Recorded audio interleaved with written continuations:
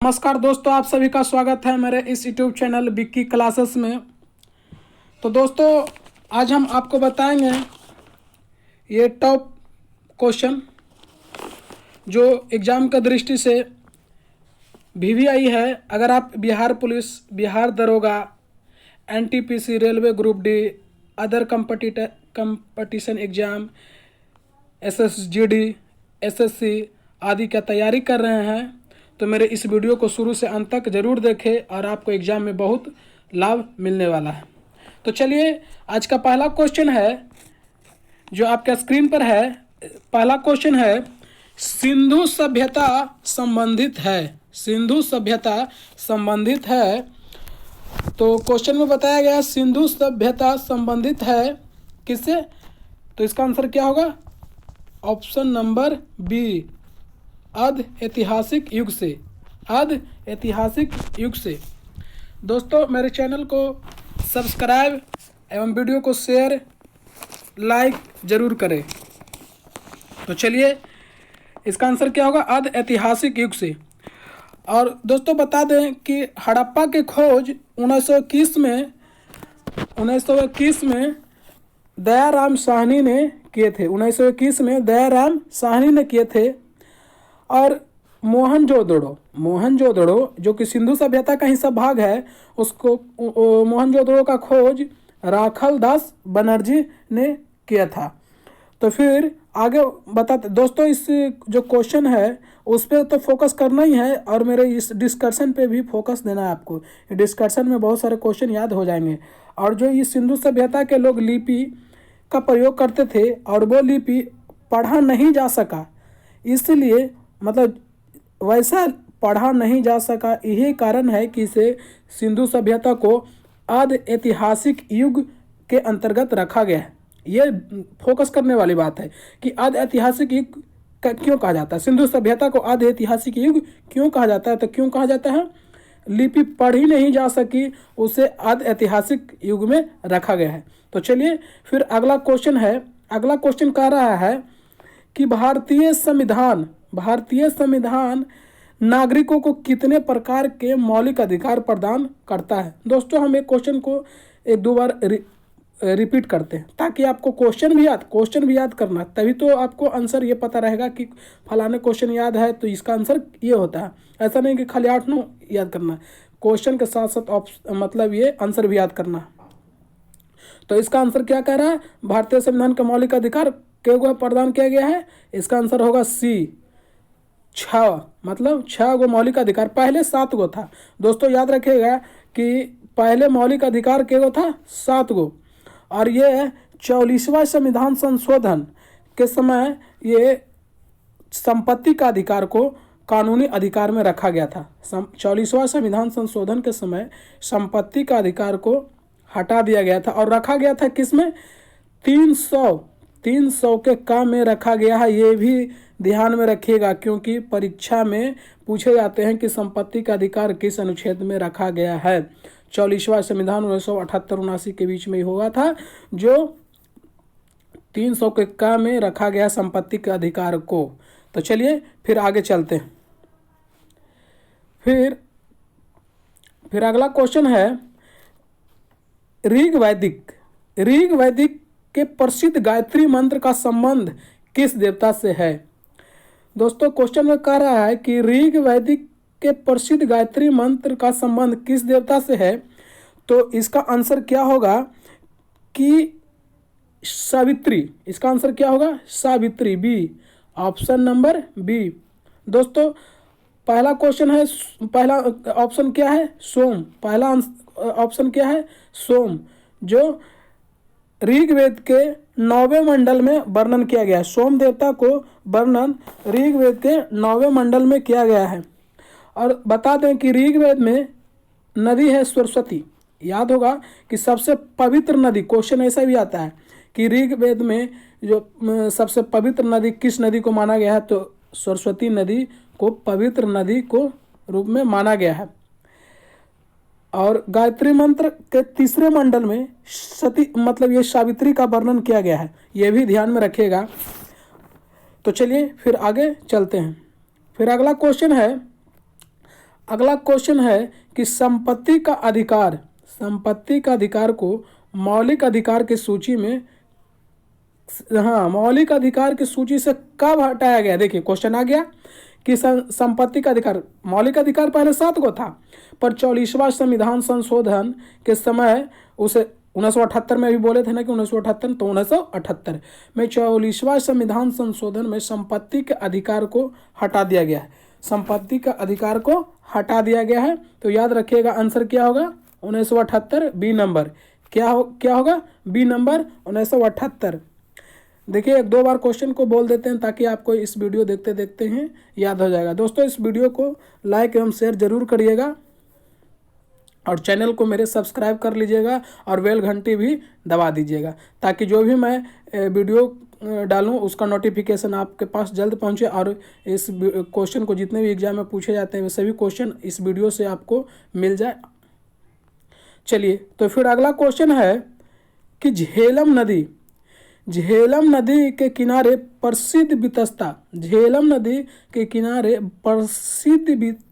का युद्ध किन किन शासकों के बीच लड़ा गया था।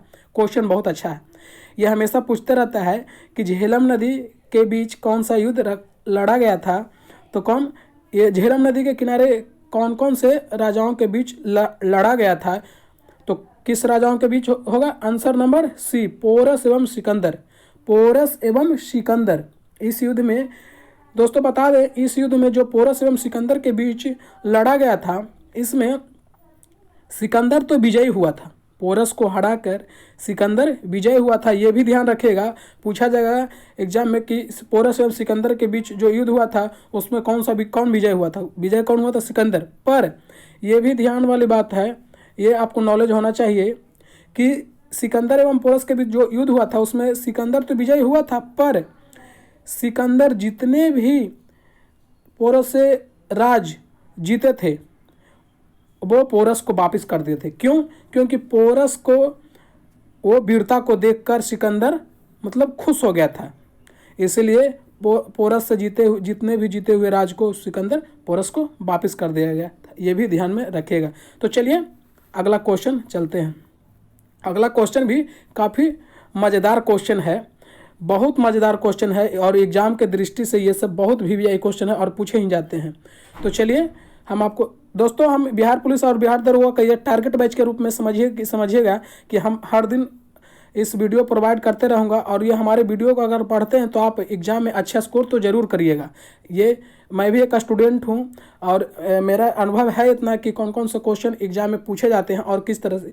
देखते मेरा क्वेश्चन लंबा इसलिए कि क्वेश्चन अब मॉडर्न तरीके से पूछे जा रहे हैं, ठीक। तो उसी तरह से मैं क्वेश्चन बनाऊँगा और अच्छा क्वेश्चन मतलब एग्जाम में पूछे जाते हैं उस तरह के क्वेश्चन बताऊंगा और डिस्कशन के साथ बताऊंगा। तो चलिए फिर इसका आंसर क्वेश्चन को पढ़ते हैं। जो क्वेश्चन में पूछा जा रहा है, भारतीय संविधान के 8वें अनुच्छेद में कौन सी भाषा मतलब 2003 में जोड़ा गया। हाँ, कौन सी भाषा 2003 में जोड़ा गया है। तो इसका आंसर क्या होगा? इसका आंसर होगा संथाली। क्या होगा? Option number D, Santhali. Option number D, Santhali. और ये जो 2003 में जो संशोधन हुआ था ये कब हुआ था? वानवा 92, याद रखिएगा 92। और संथाली ही नहीं, 2003 में संथाली ही नहीं जोड़ा गया था, और भाषा था उसमें था, याद ध्यान से सुनिएगा क्या क्या था? संथाली, बोडो, मैथिली, डोगरी। फिर से बोल रहे हैं, संथाली, बोडो, मैथिली, डोगरी। ये बानवा, ये सभी क्वेश्चन पूछे जाते हैं, ये भी ध्यान दीजिएगा। कब हुआ था? बानवा कब हुआ था? 2003 में। बानवा संशोधन 2003 में हुआ था। उसमें से जो भाषा जोड़ा गया था संथाली, बोडो, मैथिली, डोगरी। ये ध्यान में रखिएगा। अब फिर जो ये कोंकणी मणिपुर दे रहे हैं, ये 71वां संविधान संशोधन में बताया गया था। 71वां संविधान संशोधन में जोड़ा गया था, बताया नहीं, मतलब वो जोड़ा गया था। उसमें कोंकणी, मणि, नेपाल, ये जरूर ध्यान में रखिएगा। और ये भी ध्यान एग्जाम में पूछे जाते हैं कि मूल संविधान में जिस टाइम मूल संविधान में क्या मूल संविधान में भाषा की संख्या कितनी थी। ये भी वीवीआई क्वेश्चन है। मूल संविधान में भाषा की संख्या कितनी थी? तो याद रखिएगा 14। और किस अनुसूची में, तो 8वीं अनुसूची में। भाषा को 8वीं अनुसूची में, सूची भी याद रखेगा। ठीक, ट्रिक के अनुसार भी बहुत सारे अगले अगले वीडियो में हम अधिकतर क्वेश्चन को करवा दूंगा आपके, मतलब कोई दिक्कत नहीं होगा एग्जाम में। अगर मेरा वीडियो पर डे देखते हैं, मेरे चैनल को सब्सक्राइब कर लीजिएगा, और मैं हर दिन वीडियो डालूंगा, आपके पास नोटिफिकेशन जाएगा, और उस मेरे जितने भी क्वेश्चन वीडियो में रहेगा आप फुल शुरू से अंत तक देखिए और अपने एग्जाम में अच्छा स्कोर करके लाइए। ठीक, तो चलिए आगे बढ़ते हैं। अगला क्वेश्चन है, भारतीय संविधान कब लागू हुआ था, मतलब लागू हुआ था। क्वेश्चन बहुत अच्छा क्वेश्चन है। ये सब संविधान के जितने भी क्वेश्चन हैं हर वीडियो में 1-2 को डालते रहूँगा। जिस तरह से एग्जाम में पूछे जाते हैं 1-2-3 को पूछे जाते हैं, उसी तरह से हर सेट बाय सेट करके हम डालते जाएंगे। तो इसका आंसर क्या होगा, भारतीय संविधान कब लागू हुआ था? आंसर क्या होगा, 26 जनवरी 1950। इसलिए रिपब्लिक डे मतलब गणतंत्र दिवस इसी के रूप में मनाया जाता है, और इस दिन झंडा को भी फहराया जाता है। ठीक, इसीलिए संविधान को 26 जनवरी 1950 को लागू करने का एक डेट मतलब फिक्स किया गया था। और ऐसे तो संविधान 26 नवंबर 1949 को बनकर तैयार हो गया था, पर लागू 26 जनवरी 1950 को, उतना दिन वेट किया गया। वेट इसलिए किया गया था कि 26 जनवरी को जो झंडा फहराया गया था 1930 में नेहरू जी द्वारा, उसी डेट के लिए वेट किया गया था। तो ये भी याद रखिएगा। इसका आंसर होगा 26 जनवरी 1950 संविधान कब लागू हुआ था, तो मतलब 26 जनवरी 1950 बनकर कब हुआ था, 26 नवंबर 1949। 2 वर्ष 11 महीना 18 दिन, ये भी याद रखिएगा। संविधान को बनने में टाइम लगा था, और हमारे भारत के संविधान सबसे बड़ा लिखित संविधान है, ये भी ध्यान में रखिएगा। ठीक, तो चलिए आगे बढ़ते हैं अगला क्वेश्चन पे। दोस्तों वीडियो लंबा हो जाएगा, पर ये इसने नहीं, लंबा होने से कोई फर्क नहीं पड़ता, आप कितना मतलब समझते हैं। ठीक, कितना क्वेश्चन को, एक क्वेश्चन से कितने क्वेश्चन, मतलब एक क्वेश्चन यहाँ पढ़ाई जा रहा है, आप इसमें 25 क्वेश्चन है, टॉप 25 क्वेश्चन है, पर 25 के बदले 75 क्वेश्चन आपको याद होगा। हर वीडियो में 25 के बदले 75 क्वेश्चन याद होगा, तो वीडियो हमारे शुरू से अंत तक जरूर देखें। तो चलिए बिना देर किए हुए आगे बढ़ते हैं। तो अगला क्वेश्चन है, अशोक के अभिलेख प्रयुक्त लिपि भाषा कौन से असत है, मतलब इनमें से अशोक के जो अभिलेख है उसमें से कौन सी भाषा नहीं है, तो कौन है, संस्कृत। अशोक के अभिलेख में संस्कृत भाषा नहीं है, ये असत माना गया है। खरोष्टी है, ब्राह्मणी है, अरमाइक है, ग्रीक है, ये सब अशोक के अभिलेख में भाषा वर्णन किया गया था। जो और अशोक के जो अभिलेख शिलालेख की खोज कौन किया था, मतलब कि सबसे पहले अशोक के अभिलेख का पढ़ने का श्रेय किसे जाता है, जेम्स प्रिस्प। और खोज किसने किया था, टी पैंथलर। कौन किया था, पैदरेटी पैंथलर भी बोला जाता है, ये भी ध्यान में रखिएगा। फिर से बोल देते हैं, अशोक अभिलेख में भाषा कौन कौन था, ये भी पूछा जाएगा कि खरोष्टी, ब्राह्मणी, अरमाइक, इनमें से कौन नहीं, जिस तरह से यहाँ पूछा गया, ये ध्यान में रखिएगा। तो चलिए फिर आगे चलते हैं। अगला क्वेश्चन है, प्राचीन भारत का महान व्याकरण लेखक पतंजलि किसके समकालीन थे? पतंजलि जो थे वो किस राजा के समकालीन थे, तो इसका आंसर होगा पुष्यमित्र शुंग। बहुत अच्छा क्वेश्चन है। प्राचीन भारत महान व्याकरण लेखक पतंजलि किसके समकालीन थे, तो पुष्यमित्र शुंग। और कनिष्क के राजकवि भी याद रखना, कनिष्क के राजकवि कौन थे, मतलब अश्वघोष। कौन थे, अश्वघोष। कनिष्क के राजकवि थे अश्वघोष। तो चलिए चंद्रगुप्त द्वितीय के प्रसिद्ध कवि भी कालिदास थे, ये भी याद रखिएगा। कनिष्क, अश्वघोष और चंद्रगुप्त द्वितीय के में कालिदास, ये भी ध्यान में रखिएगा। तो चलिए फिर आगे चलते हैं। अगला क्वेश्चन कह रहा है, अगला क्वेश्चन भी बहुत अच्छा है। अगला क्वेश्चन कह रहा है, महमूद गजनवी के दरबारी इतिहासकार कौन थे?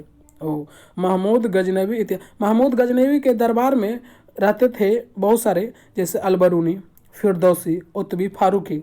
दोस्तों हम बता दें कि ये भी पूछ सकता है कि इनमें से महमूद गजनवी के दरबार में कौन नहीं थे, दे देगा ऑप्शन अलबरूनी, फिरदौसी, उतबी, और इसमें से दूसरा दे देगा। एक दूसरा देगा तो उसमें से छांटना है। तो याद रखिएगा कि अलबरूनी, फिरदौसी, उत्वी, फारूकी। और इसमें इतिहासकार, क्वेश्चन में आपको पूछा जा रहा है कि इतिहासकार कौन थे, तो इसका आंसर क्या होगा? उत्वी। क्या होगा? उत्वी। और महमूद गजनवी ने, बता दें कि महमूद गजनवी ने भारत पर 17 बार आक्रमण किया था। ये भी बहुत वीवीआई क्वेश्चन है। 17 बार आक्रमण महमूद गजनवी ने किया था। कितने बार? 17 बार आक्रमण किया था। और ये जो 17 बार आक्रमण किया था महमूद गजनवी ने, इसका जो उल्लेख मिलता है हेनरी इलियट, ये बहुत लोग को पता नहीं होगा कि जो 17 बार महमूद गजनवी ने भारत पर आक्रमण किया था का उल्लेख कहाँ मिलता है, तो किसने किया था? तो इसका याद रखिएगा, ये बहुत लोग के पता नहीं रहता है। इसका क्या होगा? Henry Elliot. Henry Elliot. ठीक दोस्तों, मेरे डिस्कशन पर जरूर फोकस करिएगा। सभी क्वेश्चन वीवीआई क्वेश्चन आपको लगेगा। ठीक, और वीवीआई क्वेश्चन है ही। तो ये भी एक और बता दें कि इसमें महमूद, बहुत सारे क्वेश्चन आते हैं माइंड में, इसीलिए हम बताते जाते हैं कि ताकि इससे रिलेटेड जितने भी क्वेश्चन है वो आपको पता हो जाए। हाँ देखिए, महमूद गजनवी ने अंतिम बार आक्रमण किसके विरुद्ध किया था? ये भी क्वेश्चन बन सकता है कि महमूद गजनवी ने अंतिम बार आक्रमण किसके विरुद्ध किया था? तो जाटों के विरुद्ध किया था। जाटों के विरुद्ध किया था। तो चलिए, फिर उत्वी हो गया। चलिए देखिए, चंद्रवर दाई है। चंद्रवर दाई भी एक कवि थे जो किसके दरबार में रहते थे? पृथ्वीराज चौहान के दरबारी कवि थे। पृथ्वीराज चौहान तृतीय, याद रखिएगा, पृथ्वीराज चौहान तृतीय के दरबारी कवि चंद्रवर दाई थे। तो चलिए फिर आगे चलते हैं। फिर अगला क्वेश्चन भी काफ़ी मज़ेदार क्वेश्चन है दोस्तों, इसको जरूर ध्यान में रखिएगा। प्रशासन के क्षेत्र में निम्न से कौन सी इल्तुतमिश का देन नहीं है? तो इसमें से कौन सा इल्तुतमिश का देन नहीं है? तो इसमें से सभी देन है। नहीं, कौन सा देन है? वही नहीं है।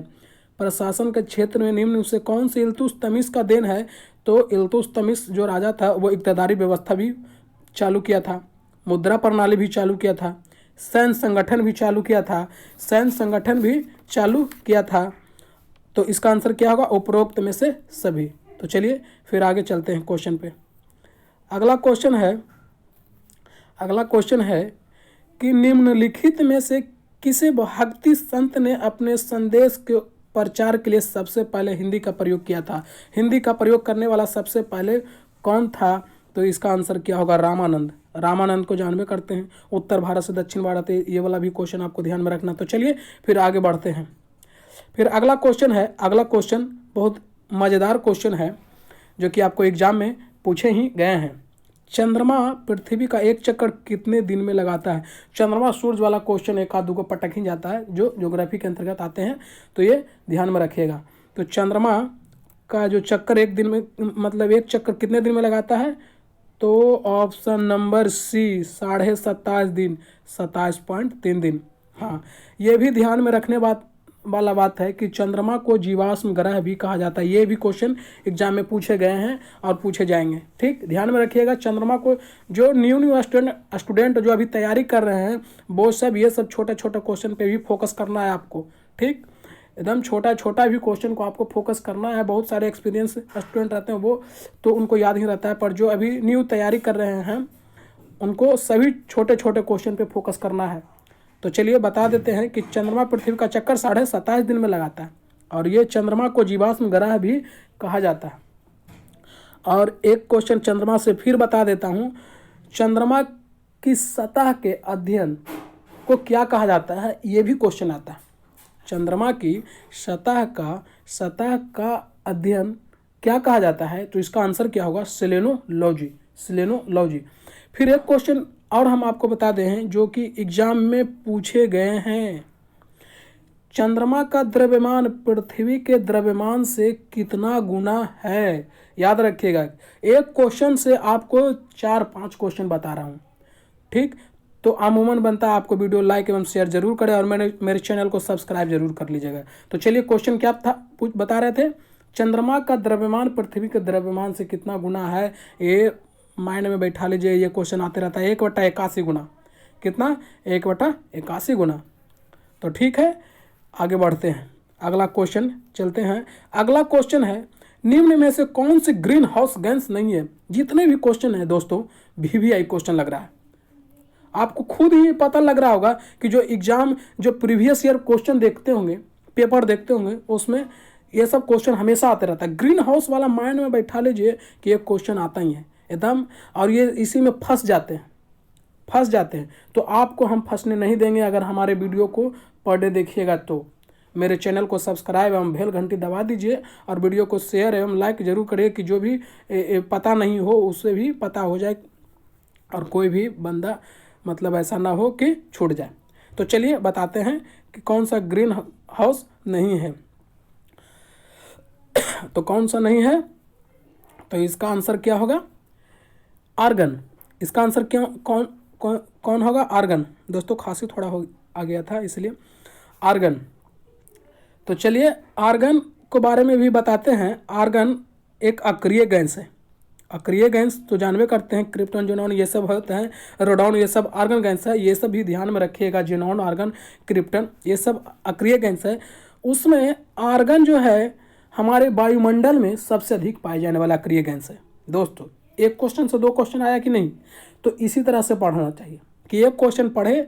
ये ऐसा नहीं कि वीडियो लंबा हो गया तो नहीं, वीडियो लंबा होने से क्या, हमें क्वेश्चन की जानकारी होना। आपको पढ़ना काम है तो पढ़िए, मन लगा के देखिए, नौकरी आपके हाथों में आएगा। दोस्तों मैं भी एक स्टूडेंट हूँ, ठीक, तो हमें भी पता है। तो चलिए कि किस तरह से पढ़ना है। तो आर्गन वायुमंडल में सबसे अधिक पाए जाने वाला गैस है। और आर्गन जो है, आर्गन को विद्युत बल्ब में भी प्रयोग किया जाता है। आर्गन को, ये भी क्वेश्चन पूछा जाता है कि विद्युत बल्ब में प्रयोग किए जाने वाले आर्गन, ठीक। और ये तीनों तो है ही, ये तीनों तो ग्रीन हाउस गैस के अंतर्गत है। ये हैं CO2, मीथेन, नाइट्रस ऑक्साइड। ये भी पता आपको होना चाहिए। ये भी कभी कभी क्वेश्चन दिए जाते हैं जो टफ हो जाएगा क्वेश्चन। आपको बता देते हैं कि किस तरह से टफ क्वेश्चन होते हैं। टफ किस तरह से होता है, इनमें से ग्रीन हाउस की मतलब प्रधानता किस गैस को माना जाता है। अब पूछा जाएगा कि किस गैस को ग्रीन हाउस की प्रधानता माना जाएगा, तो इसका आंसर होगा carbon dioxide. Carbon dioxide green house gas में 50% कार्बन डाइऑक्साइड रहता है, ये भी आपको ध्यान रहता है। सबसे कम नाइट्रस ऑक्साइड 6%। ये सब एकदम टोटल बारीकी से पढ़ना है। एक बार आप एग्जाम क्रैक कर दीजिएगा। मेरे वीडियो को शुरू से अंत तक जरूर देखते रहिए, और जितने भी वीडियो मेरे मतलब देंगे उस पर डे आप देखिए। पर डे मैं एक वीडियो डालता रहूँगा। तो चलिए आगे बढ़ते हैं। फिर अगला क्वेश्चन है, ये भी क्वेश्चन बहुत अच्छा चक्रवात से क्वेश्चन है। प्रति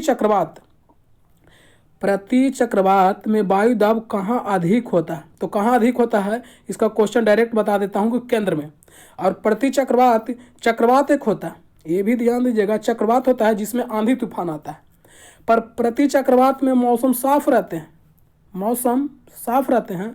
और प्रति चक्रवात जो कि दक्षिणी गोलार्ध में एंटी क्लॉकवाइज चलता है। ये क्वेश्चन भी बहुत अच्छे हैं। ये भी पूछे जाते हैं कि प्रति चक्रवात किस ओर चलते हैं, तो दक्षिणी गोलार्ध में ये एंटी क्लॉकवाइज चलते हैं, ये भी ध्यान देना। तो उत्तरी गोलार्ध में क्या होगा, तो क्लॉकवाइज, सीधे विपरीत। तो इस तरह से पढ़ना होता है, तो फिर एग्जाम क्रैक होता है। तो चलिए फिर आगे बढ़ते हैं। अगला क्वेश्चन भी बहुत अच्छा VVI क्वेश्चन है। निम्नलिखित में से कौन सी ठंडी समुद्र धारा है, इसमें से कौन सी ठंडी समुद्र जलधारा है जो पूछ रहा है। क्वेश्चन क्या कह रहा है, इनमें से कौन सी ठंडी समुद्र धारा है, तो इसको मतलब है इसमें 3 गो होगा गर्म जलधारा। ये भी तो ध्यान में, ये भी तो याद हो जाएगा। तो इसका क्या आंसर होगा, वेलिंगटन। इसका क्या होगा, वेलिंगटन। और ये तीनों क्या है, गर्म में ब्राजील की धारा, गल्फ स्ट्रीम की धारा, क्यूरोसियो की धारा, सुषमा की जलधारा, और ठंडा में वेलिंगटन, हम्बोल्ट जो प्रशांत महासागर की जलधारा, ठंडी जलधारा है। ये सब भी याद में रखिएगा। और अगले वीडियो में हम सभी जलधाराओं को धीरे धीरे एक करके सब बता देंगे। आपको एग्जाम में कोई दिक्कत नहीं होगा। ये जो बिहार पुलिस है, बिहार दरोगा और ये SSGD आने वाला है, ये सभी एग्जाम में आपको बेनिफिट देगा। तो चलिए फिर आगे चलते हैं। अगला क्वेश्चन है, न्यूजीलैंड की राजधानी। आपको पता ही है कि हर एक पर एग्जाम में राजधानी कंट्री वाला देता है। अब स्टेट वाला तो बहुत रेयर में देता है, पर कंट्री वाला देता है। तो चलिए फिर अगला क्वेश्चन है, मतलब ये क्वेश्चन है, न्यूजीलैंड की राजधानी कहाँ है, तो ये कहाँ है? वेलिंगटन। ये याद में रखिएगा कि न्यूजीलैंड की राजधानी, जितने भी वीडियो में हम एक एक राजधानी आपको देते रहूँगा ताकि जितने भी है वो याद हो जाएगा। जो VVI क्वेश्चन हमेशा पूछे जाते हैं, ज़्यादा लेंदी मतलब याद नहीं करना है कि और गोच हो जाए। तो चलिए, इसका न्यूजीलैंड की राजधानी वेलिंगटन है। मुद्रा क्या है? मुद्रा भी आते हैं, तो मुद्रा न्यूजीलैंड की है जो कि डॉलर है। फिर आगे आपको बता दें कि एक सोफिया है, ये भी बहुत VVI क्वेश्चन है। जो सोफिया है बुल्गारिया की राजधानी है। सोफिया है जो बुल्गारिया की राजधानी है, और इसका जो बुल्गारिया की राजधानी उसका मुद्रा क्या है? तो लेबा। ये भी ध्यान में रखिएगा। तो चलिए आगे बढ़ते हैं। अगला क्वेश्चन है, अगला क्वेश्चन भी बहुत VVI क्वेश्चन है। नंदा देवी चोटी है, मतलब पूछ रहा है कि नंदा देवी चोटी है वो कौन से भाग में है? सम हिमालय, कुमायूं हिमालय, नेपाल हिमालय, पंजाब हिमालय। तो दोस्तों बताइए क्या होगा इसका आंसर? कुमायूं हिमालय। बहुत VVI क्वेश्चन है। कुमाऊं हिमालय जो उत्तराखंड में है। कहाँ? उत्तराखंड में है। और जो नंदा देवी चोटी है इसका 7,817 मीटर ऊंचाई है। ये भी ध्यान में रखिएगा। तो चलिए, नंदा देवी कुमायूं हिमालय याद रखिएगा, नंदा देवी कुमायूं हिमालय। फिर अगला क्वेश्चन है, निम्न में से कौन सी नदी हिमालय से नहीं निकलती है? देखिए, नदी वाले भी क्वेश्चन आते ही हैं। तो आपको पूछ रहा है इनमें से कौन सी हिमालय से नहीं निकलती है, तो आपको पता ही होगा कि नर्मदा कहाँ से निकलती है? विंध्याचल की पर्वत अमरकंटक से श्रेणी से, विंध्याचल पर्वत की श्रेणी अमरकंटक से निकलती है। तो नर्मदा नहीं होगा। बहुत अच्छा से मतलब बता रहा हूँ, कितना अच्छा से। तो अमूमन है कि आप मेरे वीडियो को लाइक ज़रूर करिएगा।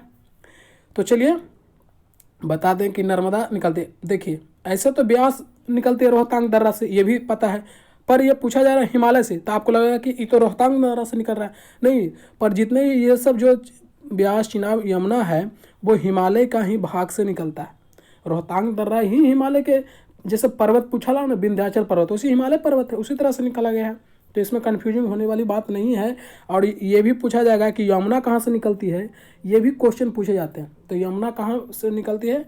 बंदरपुच के यमुनोत्री हिमानी से निकलती है। बंदरपुच के यमुनोत्री हिमानी से निकलती है। ये भी ध्यान रखिएगा। नर्मदा विंध्याचल पर्वत की अमरकंटक से निकलती है। ब्यास रोहतांग दर्रा से निकलती है। इतने आपको बता दिया। एक क्वेश्चन में 3-4 क्वेश्चन बता देता हूँ। फिर चलिए आपको बताते हैं, गांधीवादी अर्थव्यवस्था किस सिद्धांत है? जानते हैं कि गांधी जी का जन्म 2 अक्टूबर 1869 ईस्वी में हुआ था। गांधी जी ने नमक सत्याग्रह चलाए थे। दांडी यात्रा उसी को बोला जाता है।